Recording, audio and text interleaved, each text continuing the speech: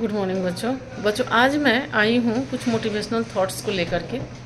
आप जानते हो सारी दुनिया जिस बात के लिए रो रही है कि हमको रोज़गार नहीं, सारी दुनिया इस बात के लिए रो रही है कि मेरा स्वास्थ्य ठीक नहीं है, सारी दुनिया इस बात के लिए रो रही है कि मेरे बच्चे मेरी बात नहीं सुनते, सारी दुनिया इस बात के लिए रो रही है कि मैं तो बहुत कुछ खाना पीना चाहता हूँ, बहुत मेहनत करके मैंने कुछ प्रॉपर्टी इकट्ठा किए हैं, लेकिन मैं खा नहीं पाता हूँ क्योंकि मेरी तबीयत ठीक नहीं रहती।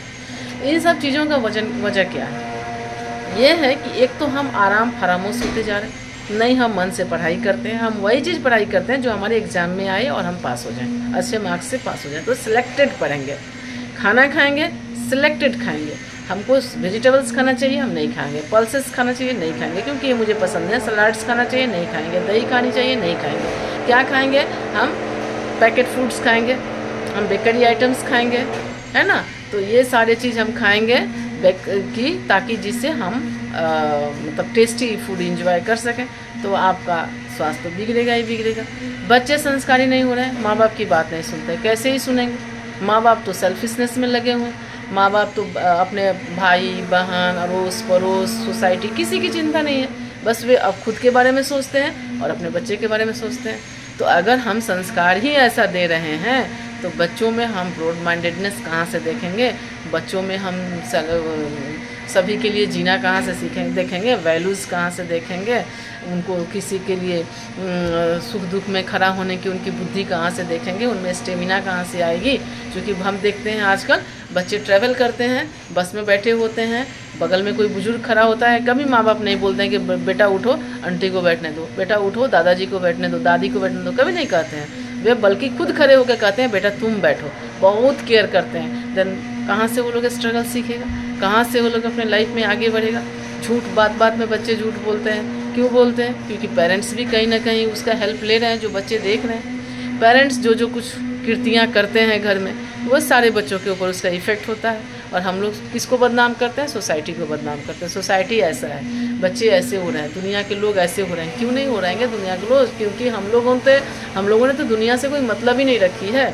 हम तो अपने को इतने स्मार्ट समझ रहे हैं कि हम बिल्कुल अपने बारे में सोचते हैं, सेल्फ सेंटर्ड हैं और बाकी हमको दुनिया में किसी से कोई मतलब नहीं है। तो हमारे बच्चे वैसे हो जा रहे हैं तो उसमें बुराई क्या है? हमको अपने कल्चर की परवाह नहीं है। फास्ट में नहीं कर सकता मैं, ये बहुत अच्छे ड्रेसिंग करेंगे, बाहर में घूम के आएंगे, होटल में खा के आएंगे, हमारा फेस्टिवल कंप्लीट।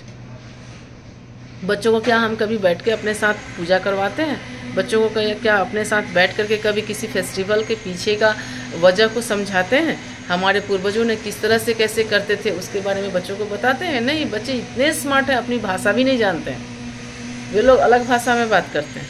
तो ये सारी चीज़ें जो होती है ना वो फ्यूचर के सिक्योरिटी को ख़राब करती है कहीं ना कहीं। बच्चे इतने इमोशनल क्राइसिस में हैं। पहले दादा दादी नाना नानी बच्चों को बड़े करते थे, अभी माँ बाप करते हैं, नहीं तो आया करती है, मेड सर्वेंट करती है। तो बच्चों में तो मेड सर्वेंट वाले संस्कार ही आएंगे ना।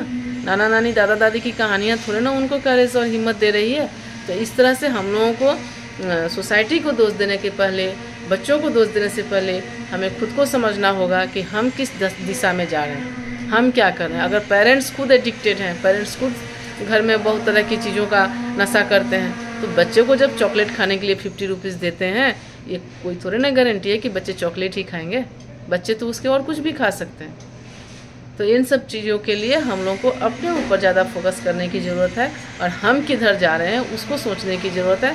हम कुछ छोटा और बड़ा काम में बच्चों को डिफरेंस करना नहीं, हम बच्चों को सिर्फ इतना सिखाते हैं अच्छा बनना है, अच्छा बनना है, अच्छा बनना है, लेकिन अच्छा कैसे बनना है, क्या करके हम अच्छा बन सकते हैं, क्या करके हम बड़ा बन सकते हैं, ये तो हम लोगों ने बच्चों को कभी नहीं सिखाया। हम बस यही सिखाते हैं अच्छे नंबर लाओ, अच्छे कंपटीशन की तैयारी करके पास करो, अच्छा पोस्ट पाओ, अच्छा करियर करो, अच्छा पैसे कमाओ, तुम बड़ा आदमी हो गया।